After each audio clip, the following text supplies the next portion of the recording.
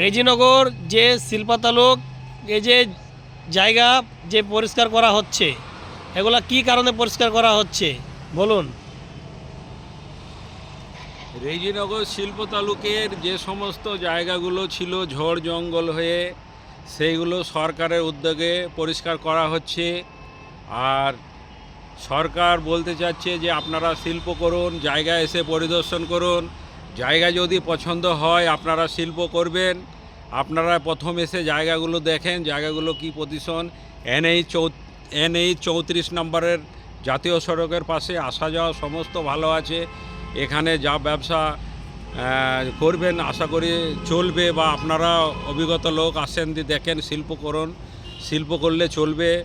আমরা ভাবছি এখানে লোকাল লোক কিছু কাজ পাক, এই বলে আমি আপনাদের কাছে আবেদন রাখছি, আপনারা জায়গা এসে পরিদর্শন করুন। এই যে জায়গা যে 700 বিঘি প্লট, এখানে শিল্প নাই, আপনারা আসুন আর শিল্প তৈরি করুন। প্রচুর জায়গা এখানে, এই যে জায়গা দেখেন সব জায়গা পড়ে আছে। এ দেখেন NH রোড, একবারে NH রোডের পাশেই। আপনারা আসুন, NH রোডের পাশে আপনারা এসে দেখতে পারেন, যাতায়াতের সব কিছু ভালো ব্যবস্থা আছে। আপনারা এসে দেখতে পারেন, পরিদর্শন করতে পারেন। আগে ঝড় ছিল বলে মনে হচ্ছিল জায়গাগুলো খুব খারাপ, এইবার দেখুন জায়গাগুলো একদম রাজধানী জায়গা হয়ে গেছে, একদম দমদম এয়ারপোর্টের মতো জায়গা। আপনারা এসে দেখেন, শিল্প করুন, আশা করি আপনারা আসবেন। তাহলে আর দেরি নয়, এসে পরিদর্শন করুন আর জায়গা নিন আর শিল্প করুন। বেকার ছেলেদেরকে আর মানে বাইরে যেতে হবে না।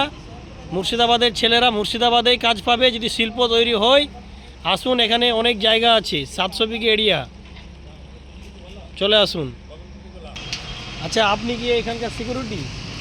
হ্যাঁ, আমি এখানেকার সিকিউরিটি। তা বলুন, এখানে জায়গার ব্যাপারে কিছু বলুন। এখানে জায়গার ব্যাপারে বলতে গেলে এখানে মমতা দিদি যতদিন সরকারে থাকবে ততদিন এখানে কোনো কিছু হবে না। মমতা এখানে রেজিনগরের যে জায়গা আছে মমতা দিদি জানেই না।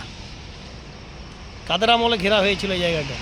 এই জায়গাটা ঘেরা হয়েছিল, আপনি তখন বাচ্চা ছিলেন, ওই 1 বছর বয়স ছিল আপনার, তাই তো নাকি? বলুন। এই জায়গা ঘেরা হয়েছিল 2008 সালে। 2008 সালে থেকেই ঝড় জঙ্গল হয়ে পড়েছিল, বা কোনো শিল্প নাই এখানে, এখানে কোনো শিল্প নেই। এখন শিল্প করার জন্য উদ্যোগ সরকার আশা করি নিচ্ছে, পরিষ্কার পরিচ্ছন্ন করছে।